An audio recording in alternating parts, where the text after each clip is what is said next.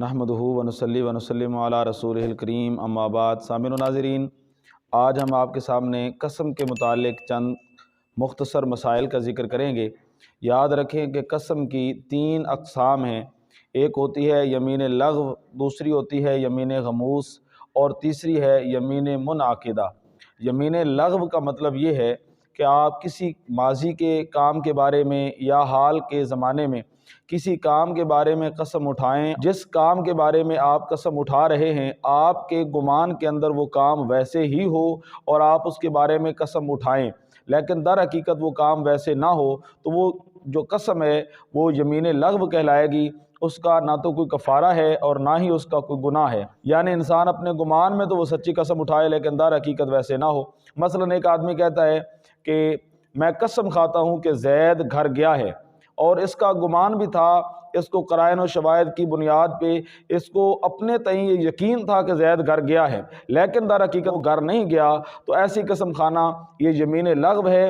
اس قسم کے اوپر کوئی کفارہ وغیرہ نہیں ہوگا اور نہ ہی اس کا کوئی گناہ ہوگا۔ دوسری قسم ہے قسم کی یمین غموس، جس کو کہا جاتا ہے کہ انسان جان بوجھ کر کسی واقعے کے بارے میں جھوٹی قسم اٹھائے، یعنی انسان کو پتہ بھی ہو کہ ویسا نہیں ہوا اور انسان قسم کھائے، مثلا کہے کہ میں نے فلاں سے 1000 روپے لینے ہیں اور اس بات پہ قسم کھائے، لیکن در حقیقت اس نے اس سے نہ لینے ہوں اور یہ جانتا ہے کہ میں نے اس سے نہیں لینے، تو یہ جھوٹی قسم ہے جس کو یمین غموس کہا جاتا ہے۔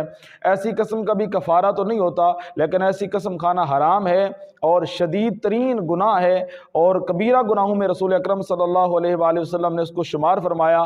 آپ نے فرمایا کہ کبائر یہ ہیں اللہ تعالیٰ کے ساتھ شرک کرنا، اور ماں باپ کی نافرمانی کرنا، اور کسی کو ناحق قتل کرنا، اور یمین غموس۔ یمین غموس کو اتنے بڑے بڑے گناہوں کے اندر آپ صلی اللہ علیہ وآلہ وسلم نے شمار فرمایا۔ تیسری قسم ہے قسم کی جس کو یمین منعقدہ کہا جاتا ہے۔ یمین منعقدہ کا مطلب یہ ہے کہ آنے والے زمانے میں کسی کام کے بارے میں قسم کھانا کہ میں یہ کام کروں گا یا میں یہ کام نہیں کروں گا۔ مثلا ایک آدمی کہتا ہے میں فلاں کے ساتھ نہیں بولوں گا، اب اگر بولتا ہے تو اس کی قسم ٹوٹ جائے گی، اب اس کو کفارہ دینا پڑے گا۔ یعنی یمین منعقدہ کے اندر مستقبل میں آنے والے کسی زمانے کے بارے میں جب انسان قسم کھاتا ہے کسی معاملے کے بارے میں کہ میں ایسا نہیں کروں گا، اگر وہ کر لے گا تو پھر وہ حانث ہو جائے گا، یعنی اس کو قسم کا کفارہ دینا پڑے گا۔ اب کفارہ کتنا دے گا؟ اس کو 7ویں پارے میں سورۃ المائدہ کی آیت نمبر 82 کے اندر بیان کیا گیا ہے کہ لا یؤاخذکم اللہ باللغو فی ایمانکم، کہ اللہ تمہاری لغو قسموں کے بارے میں تم پر پکڑ نہیں فرماتا، ولکن یؤاخذکم بما عقدتم الایمان، لیکن وہ ان قسموں کے بارے میں پکڑ فرماتا ہے جن کا تم ارادہ کرتے ہو۔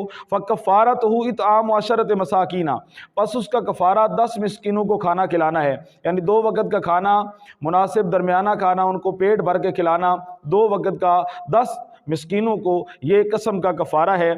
اور فرمایا او کسوتہم، یا پھر ان کو 10 مسکینوں کو کپڑے پہنانا، او تحریر رقبہ، یا ایک غلام آزاد کرنا۔ ان تینوں کے اندر اختیار ہے، چاہے تو 10 مسکینوں کو کھانا کھلائے 2 وقت کا، چاہے تو 10 مسکینوں کو کپڑے پہنائے، یا ایک غلام آزاد کرے۔